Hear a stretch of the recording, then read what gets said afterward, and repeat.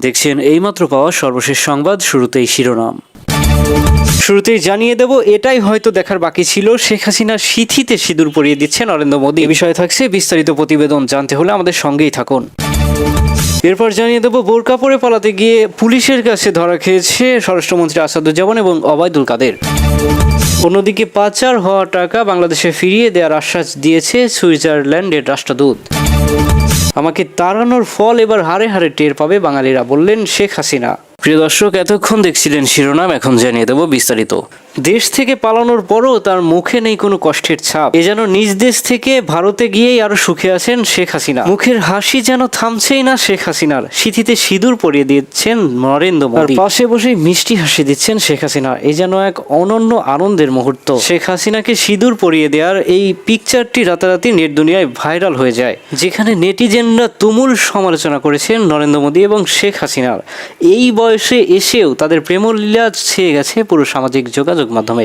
রাতারাতি ভাইরাল হওয়া এই পিকচার নিয়ে অনেকের অনেক বিরূপ মন্তব্য রয়েছে। অনেকে বলছেন এটা গুজব, অনেকে বলছে এটা বানোয়াট।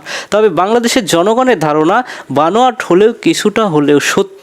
কেননা বাংলাদেশে আওয়ামী লীগ সরকার ক্ষমতায় থাকাকালীন আওয়ামী লীগের প্রধানমন্ত্রী শেখ হাসিনার সঙ্গে ভারতের প্রধানমন্ত্রী নরেন্দ্র মোদীর যে একটা ঘনিষ্ঠ সম্পর্ক ছিল, তা আজ পর্যন্ত ভারতের কোনো সরকার প্রধানের সাথে বাংলাদেশের কোনো সরকার প্রধানের হয়নি। এছাড়াও শেখ হাসিনা সরকার ক্ষমতায় থাকাকালীন ভারত সরকারকে যা সুযোগ সুবিধা দিয়েছে তা বলা বাহুল্য। শেখ হাসিনা নিজের গদিকে বাঁচাতে নরেন্দ্র মোদীর সঙ্গে এমন সম্পর্ক করেছিল যেন কখনোই তাকে গদি থেকে নামতে না হয়। এই জন্য প্রতি বছর নরেন্দ্র মোদীকে ফ্রিতে হাজার হাজার টন ইলিশ মাছ এবং গ্যাস সরবরাহ করত শেখ হাসিনা, যা ফ্রিতে দিতেন এমন তথ্যও পাওয়া গেছে। মোদী এবং শেখ হাসিনার মধ্যে যে ঘনিষ্ঠ সম্পর্ক ছিল তা পুরো ভারত বাংলা সবাই জানে। কেননা হাসিনা সরকার যতদিন ক্ষমতায় ছিল, মোদী সরকার ততদিন বাদ ছাড়ত না। হাসিনা ক্ষমতা ছাড়ার পরই তিস্তা, ডুম্বুর এবং ফারাক্কাবাদ ছেড়ে দিয়ে বাংলাদেশকে বন্যায় ডুবিয়ে দিয়েছে ভারত সরকার। এদিকে পাচার হওয়া অর্থ উদ্ধারে বিএনপিকে সহযোগিতার আশ্বাস জানিয়েছে সুইজারল্যান্ড। বাংলাদেশ থেকে সুইজারল্যান্ডে পাচার হওয়া অর্থ উদ্ধারে অন্তর্বর্তী সরকারকে সহযোগিতা করা হবে বলে জানিয়েছে বিএনপিকে আশ্বস্ত করা ঢাকায় নিযুক্ত সুইজারল্যান্ডের রাষ্ট্রদূত। বৃহস্পতিবার রাজধানীর গুলশানে বিএনপি চেয়ারপারসনের রাজনৈতিক কার্যালয়ে দলের মহাসচিব মির্জা ফখরুল ইসলাম আলমগীরের সঙ্গে ঘণ্টাখানিক বৈঠক করেন তিনি।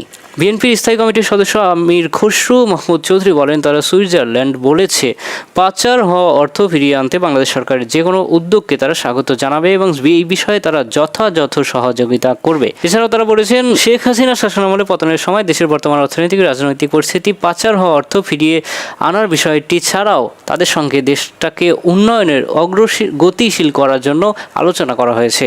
এছাড়াও আওয়ামী লীগ সরকারকে আজীবনের জন্য নিষিদ্ধ করার দাবিতে সমর্থনও করেছে সুইজারল্যান্ড।